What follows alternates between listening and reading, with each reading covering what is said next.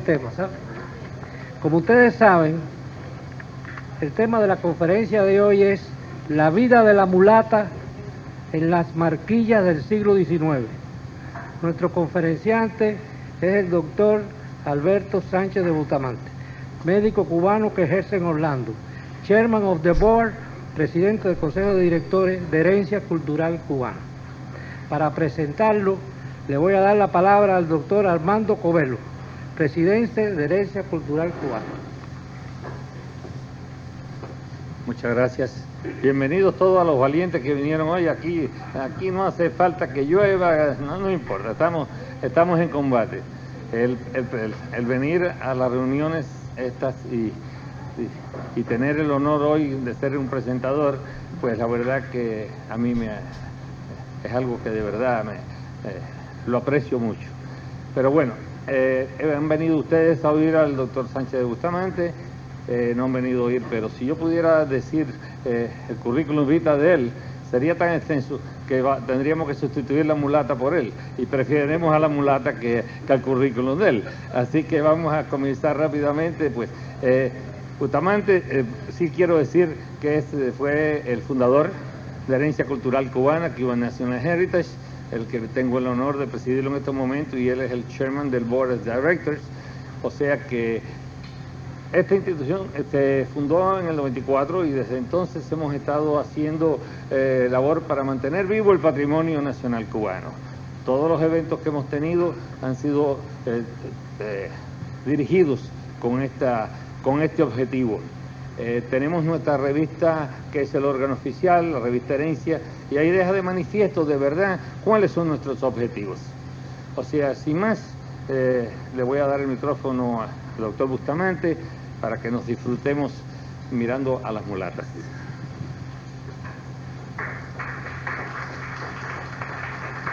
Muchas gracias.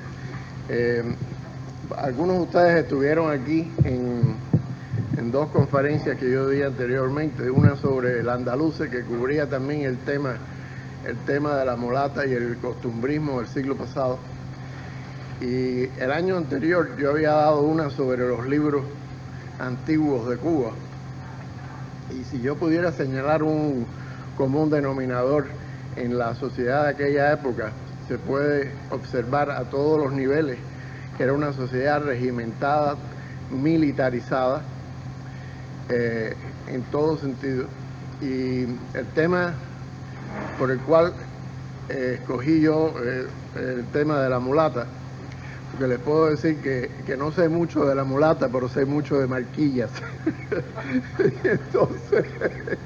y entonces lo que he aprendido, lo he aprendido a través de las Marquillas y las historias de las Marquillas, que no tengo la más mínima duda de que es un tema que muy pocos cubanos conocen. Porque yo me he ido haciendo un experto en el tema, y yo en Cuba nunca vi una Marquilla. Vi muchas vitolas de tabaco, vi muchas láminas de caja de tabaco, que era lo que nos atraía a todos. Y el tema como coleccionista lo empecé con grabados, libros antiguos, y ahí como todos se relacionaban, porque los grabadores eran los mismos de los libros, de los grabados y mapas y de las láminas de tabaco. Y entonces fui aprendiendo mucho de láminas de tabaco, de cajas de tabaco y un poquito de marquillas, hasta que me cayó en las manos una colección de marquillas de un libro que había venido a través de México a California, y el dealer que lo compró en California me lo vendió a mí. En el momento que me lo vendió no tenía el dinero y tuve que sacarlo abajo de la tierra, pero cuando yo vi el tesoro que era aquello, yo no lo podía creer, porque era un libro que yo estimo que posiblemente era de la factoría de la honradez, porque era un libro, un álbum de la época, con todos los capítulos en orden de las láminas que se habían sacado entre 1866 y 1876, 10 años. La fábrica de Susini, de la honradez, estuvo abierta desde los años 1860 hasta los años 1925, no, posiblemente más, 28 o 30. Y la significación que tiene en la historia de Cuba es impresionante, porque no solamente sacaron las marquillas en el siglo XIX, sino que siguieron sacando álbumes álbumes de historia de Cuba hasta el año 1930. Todos los álbumes que se hicieron durante el gobierno de Machado, que se hicieron un sinnúmero de ellos, con fotografías y grabados, ilustraciones, etcétera, los hizo la fábrica de Susini o los herederos de Susini. Susini era de origen francés y en 1880 se fue a París y trajo un equipo de grabados, de máquinas de grabados de cromolitografía a color, que en aquella época se consideraba que era lo mejor que existía en el mundo. Pero de todas estas que están aquí, esta es la única sacada en colores, porque yo lo tuve que hacer muy rápido y las aumenté, porque el tamaño es más o menos este de las marquillas. De aquí a aquí y de aquí a aquí es más o menos el tamaño que tienen las marquillas normales. El motivo de ese tamaño es que la marquilla era la cubierta de la caja de cigarrillos. Las cajas de cigarrillos en aquella época no eran cuadradas, eran redondas.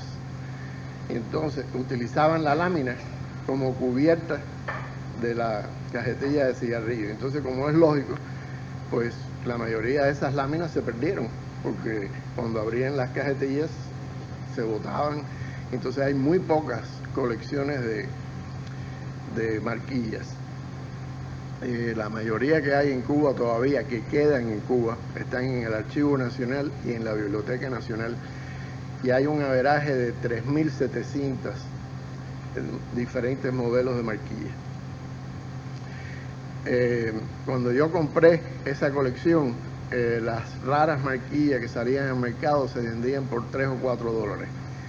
Es imposible hoy en día encontrar una marquilla por menos de $40. Así que podrán imaginarse que eso lo que indica es la rareza, porque todos los dealers del mundo entero con la fiebre nueva del tabaco han ido a Cuba, y lo que quedaba todo se lo llevaron. Entonces se lo han llevado a Alemania, se lo han llevado al resto de Europa, están en museos y en manos de coleccionistas que las protegen como verdaderos tesoros, porque es posiblemente la riqueza más grande que hay en el mundo de la historia del tabaco. Pero para nosotros como cubanos, yo no creo que haya un medio más extenso de imágenes de lo que era Cuba en el siglo XIX que las marquillas, porque las cajas de tabaco todas estaban enfocadas al tema comercial y las marquillas enfocaban dos temas: el tema folclórico, el tema histórico y el tema comercial. O sea que, y se tuvo la suerte de que un hombre como Landaluce, que aunque era español y hable largo sobre el tema ese, de que se enamoró de Cuba, y siendo él anticubano, sin él quererlo, dejó una herencia cubana extremadamente grande. O sea que sin él quererlo, se convirtió en más cubano que español. Lo que pasa es que todo el mundo lo veía como un enemigo porque defendía al régimen español, pero él sentía la esencia de Cuba en su sangre, porque la ha dejado en todo este legado de imágenes, que es algo impresionante. Yo en todo el research que he hecho he llegado a la conclusión de que el 80% de las marquillas fueron diseñadas por Landaluce. Él usaba un seudónimo, iniciales, AC, etcétera, pero era él, porque hemos podido encontrar las láminas iguales en los periódicos de la charanga, que eran en blanco y negro y a plumilla, y la misma lámina en blanco y negro en colores en las diferentes fábricas de cigarrillos. O sea que ahí está la prueba de que eran los andaluces, porque son las mismas imágenes, exactas. Pero entonces pasamos ahora al tema de la mulata, y hay otro motivo por el cual yo quiero traer este tema, porque a todos los que estamos envueltos en el proceso cubano, uno de los problemas más serios que vamos a tener a la vuelta a Cuba es el problema racial. La discriminación, que la verán aquí latente en lo que yo voy a hablar, esa discriminación siguió. Yo tengo amigos que me dicen en mi cara que en Cuba no había discriminación. Yo me echo a reír porque sí había discriminación. Lo que pasa es que era proporcional a la época, porque discriminación peor que la que había aquí cuando los cubanos empezamos a llegar en el año 60, 1860. En 1960 era obvia. Yo alcancé todo el proceso eso de los negros que no se podían sentar adelante, se tenían que sentar atrás. Cuando hicieron la integración aquí en Miami, que fue más o menos en la época de la crisis de los cohetes. Yo trabajaba en el laboratorio de noche del Jackson Memorial, levantando dinero para ir a terminar mi carrera en España. En aquel momento, los compañeros americanos que estaban en ese laboratorio, cuando se hizo la integración de los baños y de los restaurantes del hospital, no pisaron el restaurante más. Ahí les estoy diciendo lo que era la profundidad del racismo todavía en 1963. Pero la discriminación que se ha hecho en Cuba durante la revolución es muchísimo peor que la que hubo antes. Pero lo simpático y lo triste es que la han hecho a nombre de defender los derechos de los negros. Los han discriminado más que nunca en la historia y les dicen que todo lo están haciendo por el bien de ellos. Y más triste que todo es que muchos se lo creen que de verdad han hecho mucho por ellos. Y eso es lo verdaderamente inconcebible en este proceso. Y por ese motivo, todos los problemas que tenemos aquí, de que los movimientos negros todos nos odian. Y es porque ellos están convencidos de que de verdad la revolución ha hecho maravillas por el movimiento negro en Cuba. Pero las raíces de todo eso las voy a mencionar brevemente aquí hoy, porque eso todos lo alcanzamos, muchas de esas cosas, y todavía queda mucho. Y yo personalmente soy de los que digo que discriminación va a haber siempre, porque el ser humano por naturaleza discrimina. Díganme lo que me digan. Todos los santos varones que andan por ahí diciendo que ellos no discriminan son unos farsantes, porque todo ser humano en algún momento de su vida discrimina. Es una cosa innata en el ser humano. Nosotros nos podemos perfeccionar y ir eliminando muchas de esas taras que hemos crecido con ellas, porque son taras que crecemos con ellos y forman parte de nosotros el resto de nuestra vida.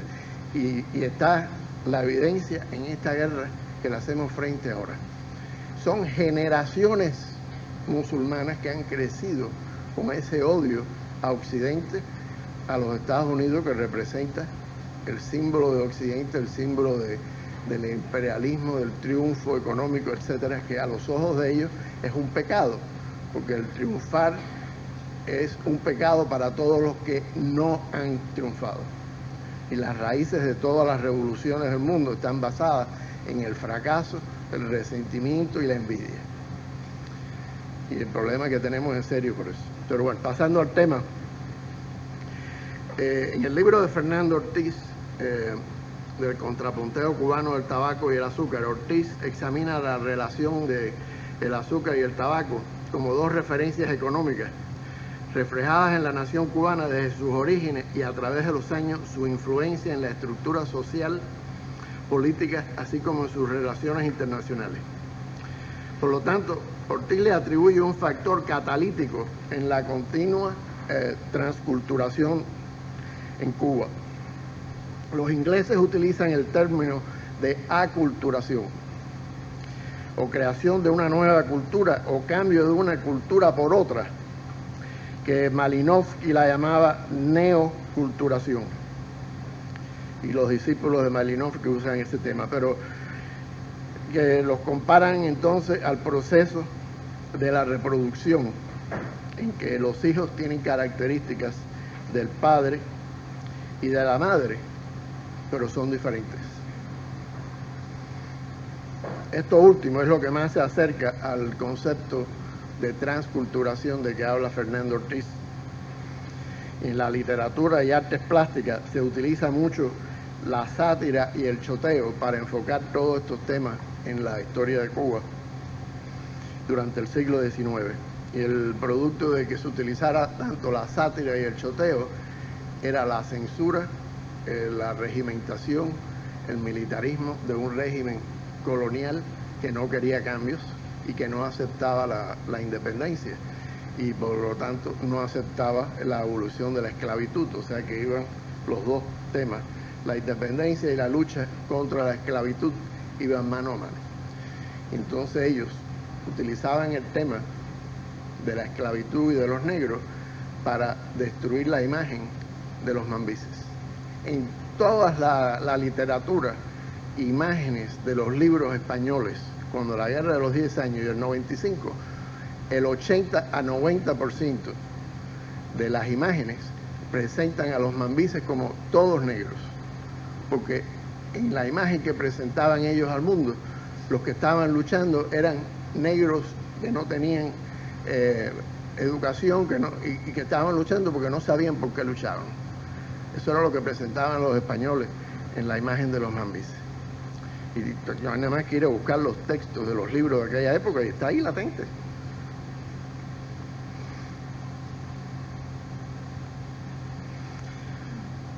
Así como manifesté en la conferencia de la Andaluza del año pasado, las marquillas cigarreras, que eran un exponente de la vida social, el folclore y las relaciones raciales como parte del proceso de transculturación de la nación. En el estudio del azúcar y el tabaco, el mismo Fernando Ortiz lo utiliza en las relaciones interraciales y asemeja el azúcar con el blanco y el tabaco con el negro. Y es muy interesante porque en toda la obra de Fernando Ortiz se ve ese enfoque. El tabaco negro, pardo o mulato, pero se manifiesta el problema racial a todos los niveles. Y en las marquillas hay una serie de marquillas, que creo que hay 3 o 4. ¿Por qué no pasas las láminas del Andaluce primero? Y entonces las 4 marquillas de las muestras de azúcar de mi ingenio. Las muestras de azúcar de mi ingenio son los diferentes colores de la mulata, porque la categoría social de aquella época era toda alrededor del color, y mientras más blanco, más alto en sociedad, y mientras más negro, más bajo, y lo manifiestan hasta en las marquillas. Muestras del azúcar son todos diferentes colores de negros y mulatos. Esta es la mulata famosa del Andaluce que presenté en la obra del Andaluce el año pasado, pero es el ejemplo típico de la figura sensual, voluptuosa y atractiva de la mulata de la época, que forma parte de nuestra nacionalidad. Lundy Aguilar usa muy a menudo, yo me río siempre, pero tiene razón. Lundy Aguilar dice la cultura pelviana del cubano. Bueno, no está muy lejos, porque de verdad había una cultura de tipo sensual y sexual en nuestras raíces, y sigue latente todavía en todos los bailes populares. Estos son los famosos negros curros, Y esto es el libro de la Andalucía de 1882, que sacó muchas láminas, y esta era la única en color. Es una cromolitografía de color de los negros curros. Y estos son las diferentes vistas de los amores entre negros y mulatas, negros y negras, y hay muchas también de blancos con mulatas que veremos en las marquillas. Otra vista de la mulata. La Andalucía caracterizó a todas sus pinturas sobre negros y mulatas con unas vestiduras que yo honestamente dudo de que fueran tan elegantes y llamativas en aquella época. Siendo esclavos, mi mente no acepta la idea que fueran tan elegantes. Lo que pasa es que él, como presentaba a la raza en una forma satírica y burlona, él ponía a la gente de color, él las presentaba como marquesas, porque era una manera de burlarse de ellos en su racismo y en su anticubanismo. Okay. Aquí vemos otra escena diferente. Ese era el uniforme de los cocheros, que yo creo que eso sí quedó, porque hay muchas imágenes de principios de siglo donde los cocheros se vestían así que creo que ese posiblemente es legítimo. Aquí vemos también escenas al lado de la iglesia. Esta es una de las láminas más famosas de la Andalucía. Entonces, esto es dos óleos, hizo dos óleos la Andalucía, uno de baile de blancos y uno de baile de negros. Y este es el del baile de negros. Y este es el baile de blancos.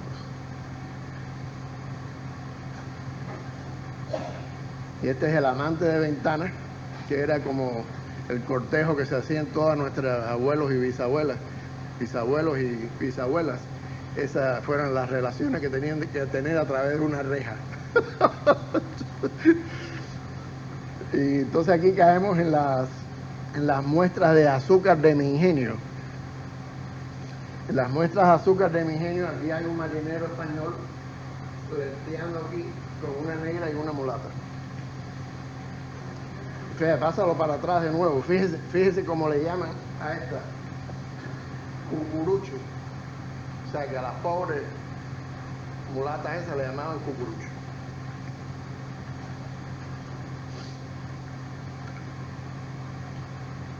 Y entonces estos son blancos de primera, porque había blanco de primera, blanco de segunda. Increíble, es algo así asombroso. Okay.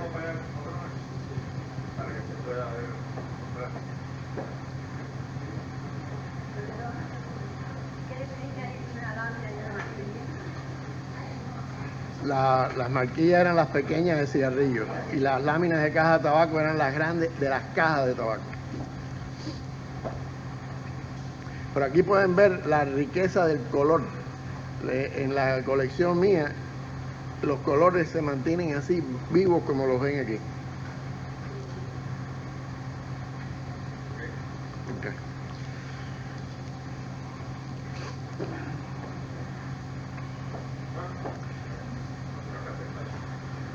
Las muestras de azúcar de estas láminas, como ven, están basadas en un cartón del Andalucía también que sale en la charanga.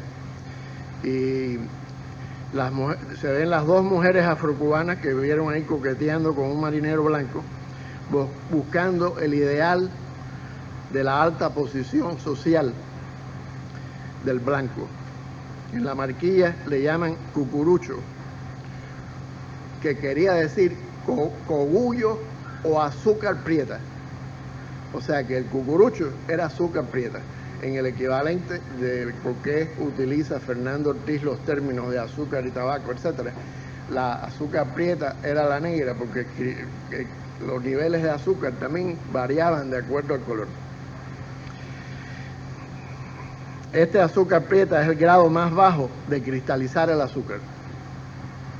En la búsqueda del ideal blanco, del negro, el pardo o el mulato, se creó la base para el choteo, que también formó parte de las raíces culturales todas de la literatura y todo el proceso histórico nuestro del siglo XIX. En las series de marquillas de la mulata se combina la sátira con el tema de la sexualidad femenina y sirve de imagen visual equivalente a los testimonios, ejemplos literarios, récords legales de lo que era Cuba en la época colonial. En la serie de muestras de azúcar de mi ingenio, las 5 marquillas muestran a la mujer, que era lo que estábamos discutiendo, como diferentes grados de azúcar de acuerdo al color. En los archivos nacionales entre 1813 y 1866, y en documentos, libros de la época en Cuba, está latente la ideología oficial respecto a las relaciones raciales entre el hombre y la mujer. La desaprobación familiar y estatal estaba basada en distinciones raciales, juzgándose a cada persona de acuerdo a los niveles raciales de esa persona. Por ejemplo, padre blanco y madre parda, porque el pardo tengo entendido que era la combinación de un blanco con una mulata. Entonces, como era un color más claro, le llamaban pardo. ¿Es así? Porque eso es lo que yo tengo entendido. Pero si hay alguien aquí que conozca más detalles, me lo dice. O sea que padre blanco y madre parda se oponen al matrimonio de su hijo con muchacha hija de madre y padre pardos. Escuchen. Blanco y pardo se oponen a matrimonio del hijo con una hija en que los padres eran pardo y pardo.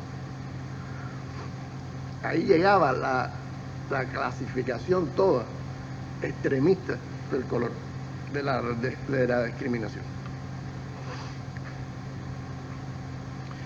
Por ser su sangre más oscura que la del novio, aunque en su apariencia luciera blanca, eso no importaba, porque iban a los récords legales y ahí estaba en todos los testimonios legales. Otro ejemplo, ruptura de noviazgo de parte de la novia blanca al descubrir que el novio estaba registrado como pardo. O sea que aunque pasara por blanco, si el registro decía que era pardo, ya la sociedad lo rechazaba como no aceptable. Y el gobierno pues ni se diga. O sea que no solo el color, sino la clasificación legal y antecedentes raciales determinaban el nivel social del hombre y la mujer. Estas restricciones raciales, los que son historiadores aquí conocen más el tema, se remontan al siglo XVI y XVII. Y cuando leemos toda la historia del proceso de la reconquista y todo el proceso después del descubrimiento de América, la expulsión de los judíos y los musulmanes, estaba todo basado en el mismo concepto de la pureza de raza.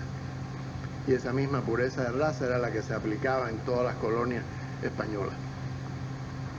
Y vaya, no tenemos que entrar en el detalle de los otros poderes europeos, porque los ingleses fueron en muchos más crueles que los españoles en muchas ocasiones. Lo que pasa es que los españoles, por naturaleza de su raza, son los más sadísticos respecto al